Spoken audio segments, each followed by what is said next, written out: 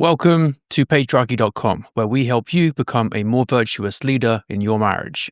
I'm Knowland, and on this channel, Daily Patriarchy, I answer all your questions in the comments in video form. I also document our progress towards strengthening society by rebuilding the patriarchy one marriage at a time.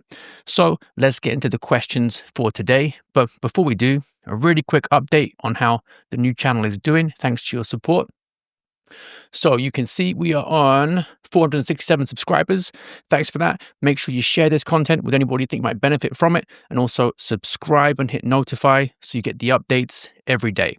On my main channel, you'll find more long-form content to help you out with growth in your marriage. So head over there too. And today's questions. So first one, coming from Faithful451. What to do for a seemingly lazy wife? She complains that she doesn't have time to do anything because of looking after the kids. But even when we were first married and she was home with no kids all day, she didn't do much household work and got defensive when I asked her to do things. So this is a pretty interesting question. And what you want to do is be curious. So what would it take for her to feel like she does have time to exercise? That would be step one for me. Just have a conversation so you find out what she would need to feel ready to do the things that you want her to do for her benefit, obviously. This isn't about you mainly. It's about her. Exercise being good for her mental health, her physical health. So you're really interested in doing what's right for her. Find out what that is and then make it happen. That would be step one. I wouldn't go in assuming that she's lazy. I'm not sure what standard you're judging her by. Maybe you're confused that she's not acting the way that you would. You think she's lazy compared to you when it comes to exercise. But she's a woman, you're a man. Don't judge her by your standards. Ask questions, find out, be supportive. And I wouldn't bring up the past. Don't say, oh, it can't just be the kids because when we were first married, you didn't do much then either. Just find out what it's like being her. Maybe she does feel overwhelmed the whole time, and you need to get more attuned to that because she might just have different psychological or physical needs from you, and you need to understand that and act on it. So hopefully that will help you. Let me know how it works out. Let's get to a few more of the questions. By the way, you want to leave your questions as separate comments rather than as replies to my pinned comment, because otherwise they're pretty easy to miss. Like that one was from 3 days ago. I only just saw it now. So if we go to the top here, and then I hit this filter, let's get everything that I haven't actually managed to reply to yet. We'll go down to the bottom and we'll see what we get. From Andrea calling, comment for the algorithm. Thanks for watching. Thanks for commenting. Hit me with the question next time. Be happy to help you out. Omaha Mami asks, when a husband is injured working and no longer can perform a manual labor job, and he has no experience outside of manual labor, and a desk job will be difficult for his temperament and nearly impossible to attain with no experience at a salary able to support a family, what issues, if any, do you have with him staying home to take care of the children and the wife working? So first up, I'm sorry that it sounds like he's maybe had an injury at work and it's made it difficult for him to do his normal work. Sounds tough. He should talk to his company that employs him and see what workarounds they can find for this situation. You guys should also have something in place. Maybe it's like critical illness cover so that if this sort of thing happens, you can get support with it. You say that it'll be difficult for his temperament to get another kind of job. That really is something he should overcome, right? If this was me, I wouldn't let my temperament get in the way of providing for my family. So first up, he should fight against that. He should just do whatever it takes to bring money in. If it's nearly impossible to attain with no experience the salary that he wants to support his family, then he should look into retraining. Let's say this injury is permanent and he's never going to be able to get back to a manual labor job. He needs to work on his skills so he can actually access a wider range of jobs to provide better for his family.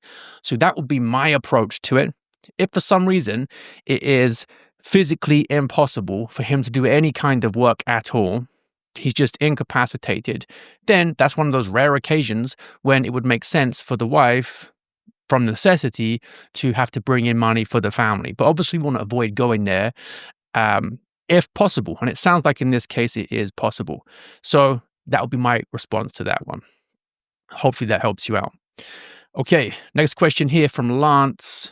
Will, how would you guide or correct a wife in her fitness? It's a good question. A lot of guys really worry about this.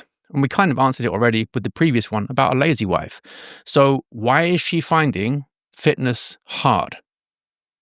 Conversation there, an important one. What is it like from her perspective, trying to drop weight, improve fitness, or whatever? I'm not sure what you actually mean by improving her fitness. Are you talking about her just losing weight, getting stronger, getting better at running? I don't know what you mean. I'm guessing it's some kind of appearance-based goal. And if that's the case, really, it's not about exercise. It's mainly diet. You can't out-train a bad diet. And if she has got into the situation where she's put on a bit more weight over the years than you're comfortable with, then you can be pretty sure she's not comfortable with it either. So she won't be feeling great about herself. That's going to affect lots of things, energy levels, libido, all of it. So the first thing to do is look at yourself and think about how your wife has ended up at this point where she's got quite a lot of weight to lose and doesn't really know how to do it and is struggling to do it. And that's all happened under your leadership. So look at yourself first, rather than at her. Don't let her feel this is an attack on her as being a bad or lazy person. Instead, you got to think, what can you do together to give her the support that she needs to get the outcome you both want? A lot of this depends on the history of this in the marriage, on your personality, hers as well. So this is a typical thing that I would help guys with in coaching because it involves a lot more information than I've got from this tiny little question here. But start off with that, right? What does she feel she needs to be able to make progress towards a goal that both of you think is good for her? Okay, next question. Thanks, Will, for these videos. What is the best way for me to teach my husband all that you teach about masculinity? I would like him to stop being so defensive when I try to talk to him about something, start lifting heavy weights, and be a spiritual leader in our home.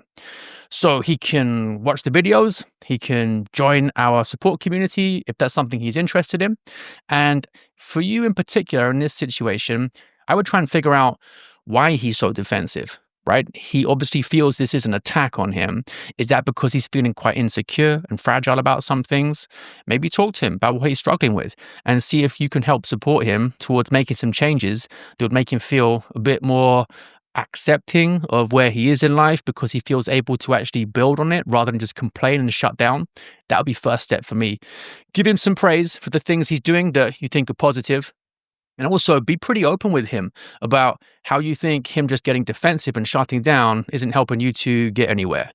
Make it clear that you're not attacking him as a person overall. You're just looking for change in a couple of specific areas because it's going to be better for the family. Good question from Genevieve. A lot of women do struggle with that, right? They can see the change that needs to happen, and it's almost like the husband is afraid to make it. So just let him know that this is something you're excited about, you believe he can do it, because most guys do actually want to please their wives if they know exactly how to do it and feel that these changes are realistic and they're supported in doing so by their wives. So help make it happen. Shinjin says, when my husband and I watch TV, we like to hold hands. That's great. Sorry, but the Notebook is not vanilla. Not only that, their relationship was toxic. Well, that's actually one of the reasons why it's good to watch films like The Notebook. So you can look at a toxic relationship, talk through it, and make sure your own isn't like that.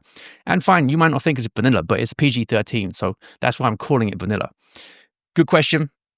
And we've also got from P.O. Prukop 8352. What are some practical tips of male leadership in the dating phase? Well, this is pretty straightforward. Be confident, be polite, ask her questions, make her laugh. And that's basically it, right? If you can't do those things, then you need to look into yourself to figure out why. But that covers pretty much everything that you need to worry about. Good luck with it. Let me know how it goes.